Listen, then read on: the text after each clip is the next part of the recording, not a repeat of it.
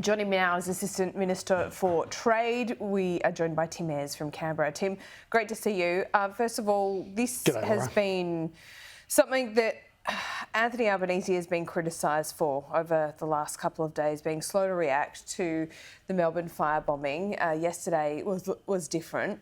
Do you think that criticism has been fair? No, I think that criticism from Peter Dutton and others is highly politically charged.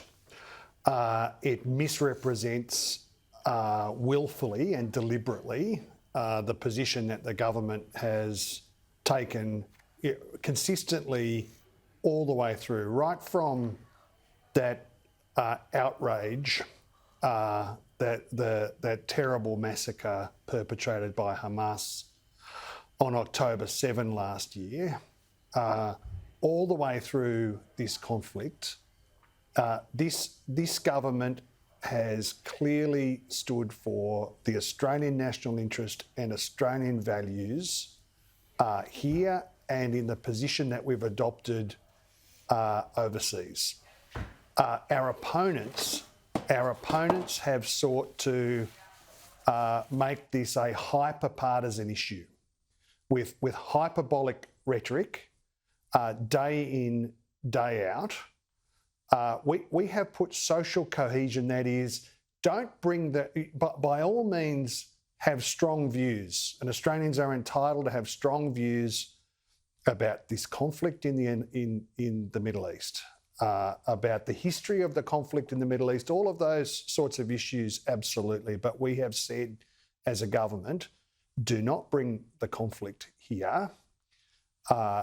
Social cohesion for Australia is a critical strength that we must maintain, and we have not been able to secure agreement from the Greens political party and the Liberals and Nationals, who have sort of picked sides and prosecuted the argument using pretty florid language a lot of the time.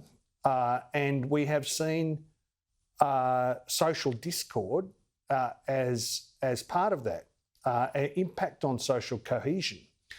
And we have also seen antisemitism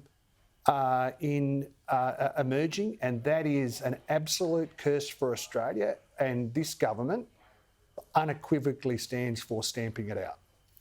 The comparisons have been made, though, to Chris Minns, and I don't think you can all lay it all at Peter Dutton's feet. The Jewish community itself, not one homogenous group, but there have been some very loud voices who've been quite critical of Anthony Albanese, comparing his actions to that of Chris Minns in New South Wales. Now, Anthony Albanese hasn't gone as far as Chris Minns, hasn't been as emphatic.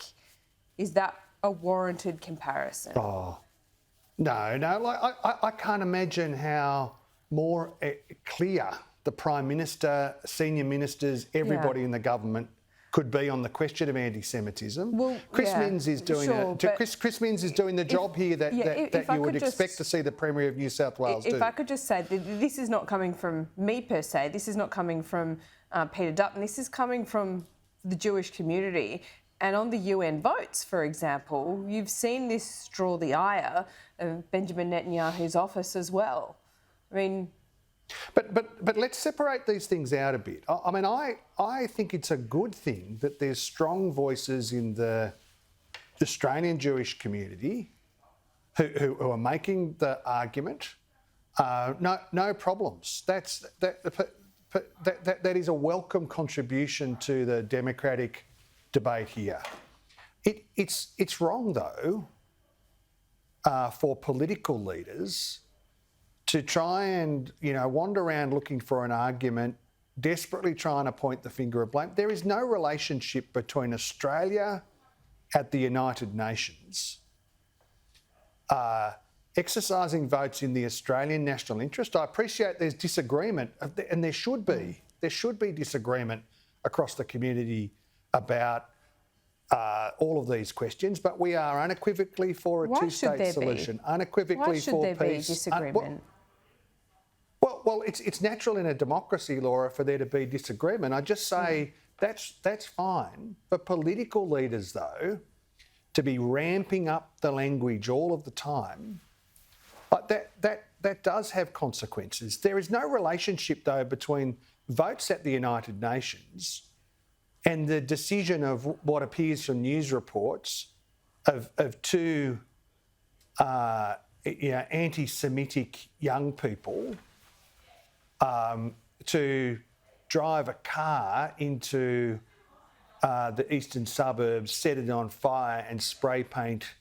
What would be terrifying for local community members, this event.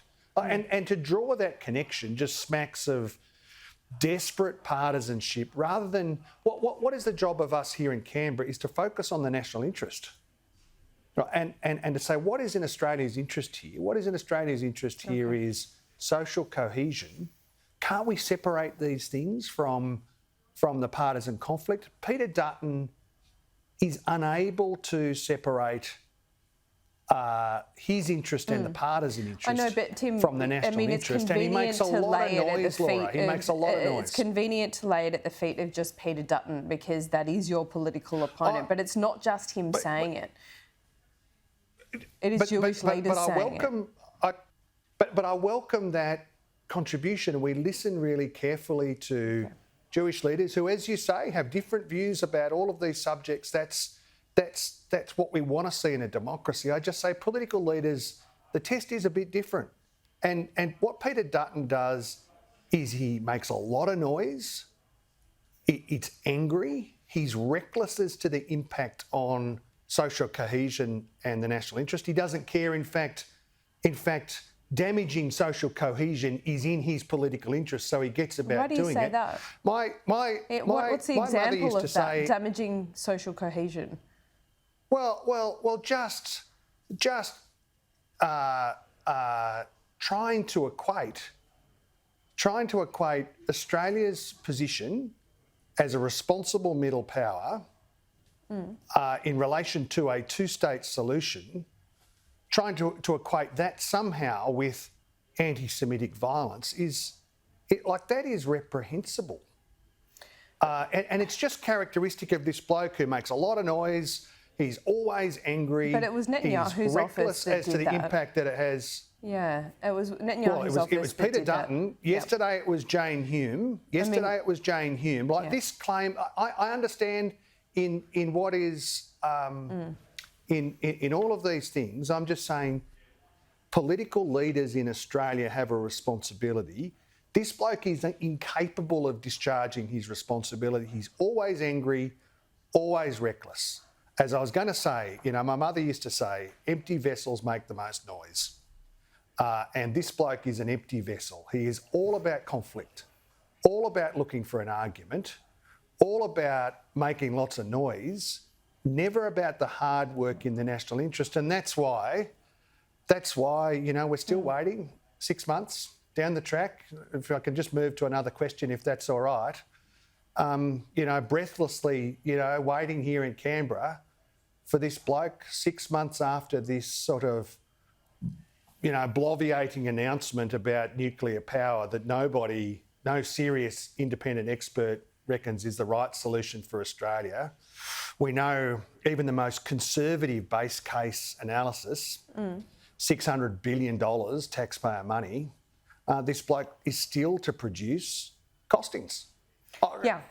He's just we don't have noise. The detail. His noise on international relations. His noise on energy questions. His full tilt noise on whatever it comes. But he's got no solutions, no costed policies on any question. We're on the eve of Christmas, and he expects Australians to sit there and go, "Oh, costings. Thanks very much, Peter." Sure.